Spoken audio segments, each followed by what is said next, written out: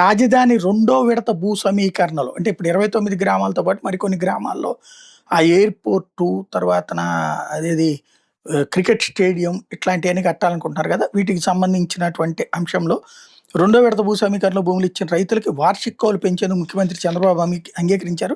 వాళ్ళకి ఇదివరకు ఎకరానికి ఏడాదికి కౌలు 30,000 ప్రకటిస్తే దాన్ని ఇప్పుడు 40,000గా ప్రకటించగా దాన్ని ఇప్పుడు 40,000కు పెంచారు. 10 ఏళ్ల పాటు కౌలు చెల్లిస్తామని ఏటా రూ. 3,000 చొప్పున పెంచుతామని ప్రకటించారు. ఒక్కో కుటుంబానికి 1,50,000 వరకు వ్యవసాయ రుణమాఫీకి అంగీకరించారు.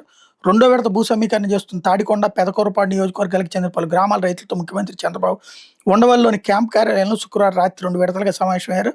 అర్ధరాత్రి 12 గంటల వరకు ఈ సమావేశం జరిగింది. రాజధాని నిర్మాణానికి భూములు ఇచ్చినటువంటి రైతులు ఎవరికి అన్యాయం జరగదని ముఖ్యమంత్రి హామీ ఇచ్చారు. ఈ భూముల్లో ప్రపంచ స్థాయి రాజధాని నగరాన్ని నిర్మించే బాధ్యత అందని చెప్పారు. రైతులే బ్రాండ్ అంబాసిడర్లుగా మారి భూ సమీకరణ ప్రక్రియను విజయవంతం చేయాలని కోరారు. రాష్ట్ర ఆర్థిక పరిస్థితిని అర్థం చేసుకుని భూ సమీకరణకు సహకరించండి. కేంద్రం పూర్తి సహాయ సహకారాలు అందించడం వల్ల రాజధాని నిర్మాణం వేగంగా జరుగుతోంది అని చంద్రబాబు చెప్పుకొచ్చారు. ఈ సమావేశంలో ఎండ్రాయి, పెదమద్దూరు, వైకుంఠపురం, కర్లపూడి, పెదపరిమి, వడ్డమాను, హరిశ్చంద్రపురం గ్రామాలకు చెందిన 70 మంది రైతులు పాల్గొన్నారు. కౌలు పెంపు, రుణమాఫీ వంటి అంశాల మీద వారి డిమాండ్లను ముఖ్యమంత్రి ముందుంచారు. దాని మీద పురపాలక శాఖ మంత్రి పి నారాయణ, తాడికొండ, పెదకూరపాడు ఎమ్మెల్యేలు తెనాలి శ్రవణకుమార్, భాష్యం ప్రవీణ్లతో విడిగా చర్చించిన సీఎం కౌలు పెంపు, రుణమాఫీ ప్రకటన చేయడంతో రైతులు చప్పట్లతో హర్షాతిరేకాలు వ్యక్తం చేశారు.